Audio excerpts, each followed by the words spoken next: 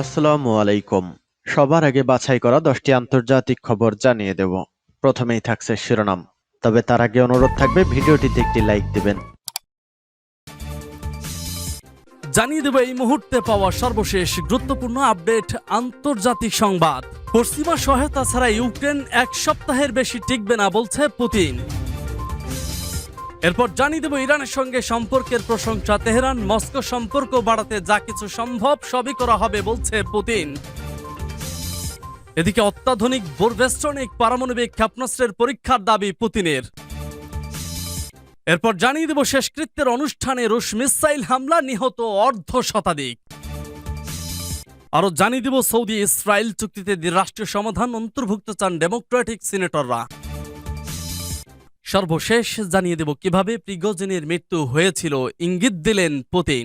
শুনছিলেন সংবাদ শিরোনাম, এখন বিস্তারিত। তবে তার আগে অনুরোধ থাকবে ভিডিওটিতে একটি লাইক এবং কমেন্টস করে জানিয়ে দিন এই ভিডিও সম্পর্কে আপনার মূল্যবান মতামত। পশ্চিমা সহায়তা ছাড়া ইউক্রেন এক সপ্তাহের বেশি টিকবে না বলছে পুতিন। রাশিয়ার প্রেসিডেন্ট ভ্লাদিমির পুতিন বলেছেন, পশ্চিমা সামরিক ও আর্থিক সহায়তা ছাড়া ইউক্রেন এক সপ্তাহের বেশি যুদ্ধে টিকে থাকতে পারবে না। যুক্তরাষ্ট্র যদি কিয়েভকে সহায়তা দেওয়া কমিয়ে দেয় তাহলে ইউরোপীয় ইউনিয়নের একার পক্ষে সেই সহায়তা অব্যাহত রাখা সম্ভব নয় বলে সতর্কবার্তা আসার পরপরই এমন মন্তব্য করলেন পুতিন। বৃহস্পতিবার সোচি শহরে ব্ল্যাক সি রিসোর্টে মস্কো ভিত্তিক থিঙ্ক ট্যাঙ্ক ভালদাই ডিসকাশন ক্লাবের একটি সভায় বক্তব্য দেন রুশ প্রেসিডেন্ট। সে সময় তিনি বলেন, ইউক্রেনকে প্রতি মাসে হাজার হাজার কোটি ডলারের অনুদান দেওয়া হচ্ছে। যদি এটা থেকে যায় তাহলে এক সপ্তাহের মধ্যে জেলেনস্কি সব সৈন্য মারা যাবে। পুতিন আরও দাবি করেন, জুনে রুশ বাহিনীর বিরুদ্ধে কিয়েভের পাল্টা আক্রমণ শুরু হওয়ার পর থেকে ইউক্রেন 90,000-এরও বেশি সেনা হারিয়েছে। কাতার ভিত্তিক সংবাদ মাধ্যম আল জাজিরা বলছে, আশঙ্কা করা হচ্ছে যে ওয়াশিংটনের রাজনৈতিক অস্থিরতা রাশিয়ার আক্রমণের বিরুদ্ধে লড়াই করার জন্য কিয়েভের প্রয়োজনীয় সামরিক ও মানবিক সহায়তা বাধাগ্রস্ত করতে পারে। চলতি সপ্তাহে মার্কিন প্রেসিডেন্ট জো বাইডেন বলেছিলেন, আমি চিন্তিত যে ইউক্রেনের জন্য আমাদের সহায়তা লাইনচ্যুত হতে পারে। বৃহস্পতিবার স্পেনে ইউরোপিয়ান পলিটিক্যাল কমিউনিটির এক সভায় ইইউ পররাষ্ট্রনীতির প্রধান জোসেফ বোরেল বলেন, ইউরোপীয় ইউনিয়ন কিয়েভের প্রাথমিক দাতা হিসেবে মার্কিন যুক্তরাষ্ট্রকে প্রতিস্থাপন করতে পারবে না। যুক্তরাষ্ট্রের রেখে যাওয়া শূন্যস্থান পূরণ করা সম্ভব নয়, অর্থাৎ ইউক্রেনের প্রধান দাতা হিসেবে ইউরোপীয় ইউনিয়ন একা ভূমিকা রাখতে পারবে না। যুক্তরাষ্ট্র ও ইউ এর দেশগুলো মিলেই ন্যাটো জোট গঠিত, যার রাশিয়ার বিরুদ্ধে ইউক্রেনের লড়াইয়ে গুরুত্বপূর্ণ হাতিয়ার। ইউ এর সদস্য রাষ্ট্রগুলো অস্ত্র সরবরাহের অর্থায়ন সহ ইউক্রেনকে বহু বছরের সহায়তায় 10,000 কোটি ডলারেরও বেশি সহায়তার প্রতিশ্রুতি দিয়েছে।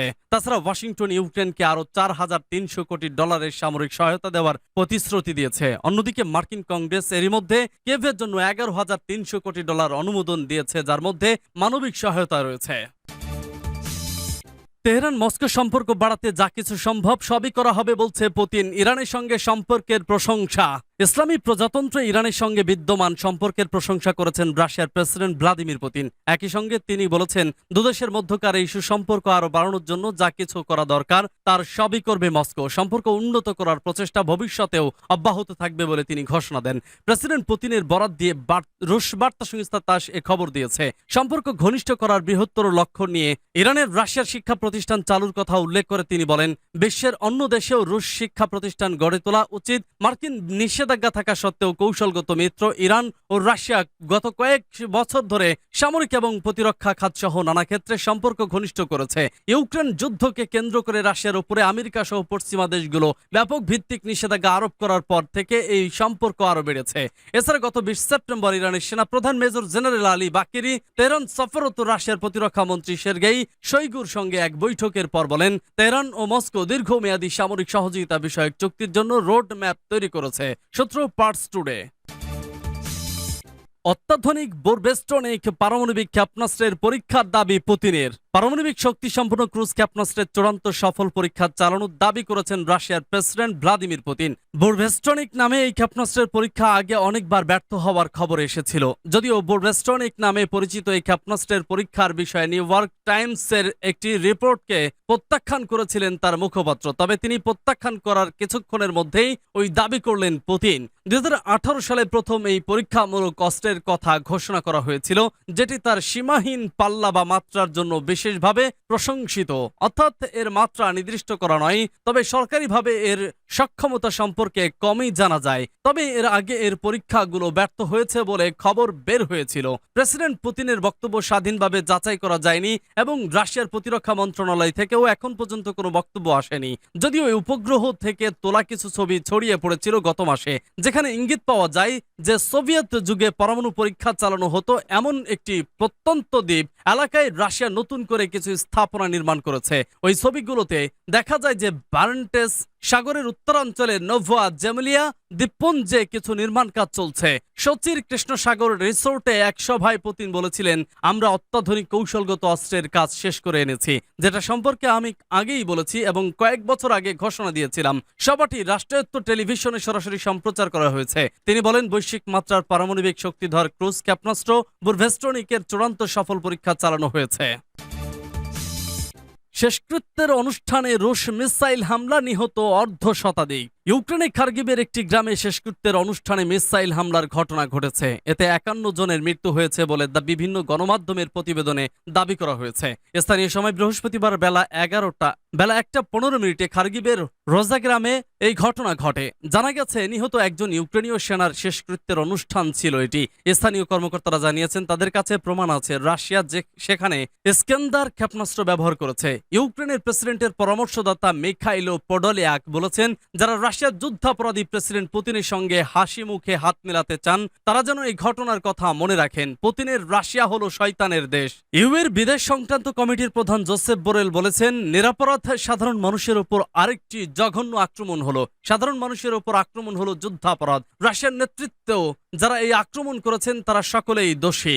যুক্তরাজ্যের প্রধানমন্ত্রী ঋষি সুনাক বলেছেন, এটা রাশিয়ার বর্বরোচিত আচরণ। প্রেসিডেন্ট পুতিন যা খুশি বলতে পারেন, কিন্তু তিনি এই যুদ্ধের জন্য দায়ী। সেজন্যই যুক্তরাজ্য রাশিয়ার বিরোধিতা করছে এবং করবে। ইউক্রেনের প্রেসিডেন্ট জেলেনস্কি জানিয়েছেন, মৃতদের মধ্যে একটি 6 বছরের বাচ্চা আছে।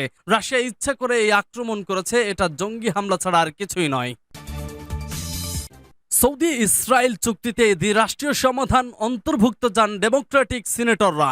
সৌদি আরব ও ইসরায়েলের মধ্যে কোনো কূটনৈতিক চুক্তিতে দ্বিরাষ্ট্রীয় সমাধানের বিষয়টি অন্তর্ভুক্ত করা দরকার বলে মনে করেন যুক্তরাষ্ট্রের ডেমোক্রেটিক পার্টির সিনেটররা। বুধবার মার্কিন প্রেসিডেন্ট জো বাইডেনকে লেখা একটি চিঠিতে তার বিষয়গুলো তুলে ধরেছেন। 20 সিনেটরের স্বাক্ষরিত এই চিঠিতে সৌদি আরবের সঙ্গে যুক্তরাষ্ট্রের একটি নতুন প্রতিরক্ষা চুক্তি নিয়ে উদ্বেগ প্রকাশ করা হয়েছে। বলা হয়েছে, সৌদি আরবের মতো একটি কর্তৃত্ববাদী দেশ যারা নিয়মিত মধ্যপ্রাচ্যে যুক্তরাষ্ট্রের স্বার্থের অবমূল্যায়ন করছে, মানবাধিকারের ক্ষেত্রে যে দেশের গভীর উদ্বেগজনক একটি ইতিহাস রয়েছে এবং যাদের আক্রমণাত্মক ও বেপরোয়া পররাষ্ট্রনীতি রয়েছে, তাদের সঙ্গে কোনো প্রতিরক্ষা চুক্তি আসলেই যুক্তরাষ্ট্রের স্বার্থের সঙ্গে সঙ্গতিপূর্ণ কিনা তা দেখতে উচ্চ প্রমাণের প্রয়োজন। মোহাম্মদ বিন সালমানও সৌদি ইসরায়েলের চুক্তিতে ফিলিস্তিনিদের বিষয়ে ছাড় দেওয়ার উপর জোর দিচ্ছেন। এই ছাড় যেন অর্থপূর্ণ হয় তার উপর জোর দিয়ে সিনেটর স্বাক্ষরিত ওই চিঠিতে পশ্চিম তীরে ইসরায়েলি দখলদারি এবং বসতি স্থাপন বন্ধের প্রতিশ্রুতি দেওয়ার কথা বলা হয়েছে। সিনেটররা বলেছেন, এই পদক্ষেপগুলো নেওয়া হলে তা ফিলিস্তিন ইসরায়েল সংঘাত থামাতে দ্বিরাষ্ট্রীয় সমাধান নিয়ে বাইডেনের ঘোষণা বাস্তবায়নে সহায়তা করবে। এছাড়া তা মধ্যপ্রাচ্যের টেকসই শান্তি আনতে এবং ইসরায়েলের ভবিষ্যতের জন্য গুরুত্বপূর্ণ। কিভাবে প্রিগোজিনের মৃত্যু হয়েছিল ইঙ্গিত দিলেন পুতিন। গত আগস্টে প্লেন দুর্ঘটনায় নিহত হন রাশিয়ার ভাড়াটে বাহিনী ওয়াগনার প্রধান ইয়েভগেনি প্রিগোজিন। তখন তার মৃত্যু নিয়ে নানা জল্পনা শোনা গিয়েছিল, তবে প্রকৃত ঘটনা কি তা নিয়ে রয়েছে ধোঁয়াশা।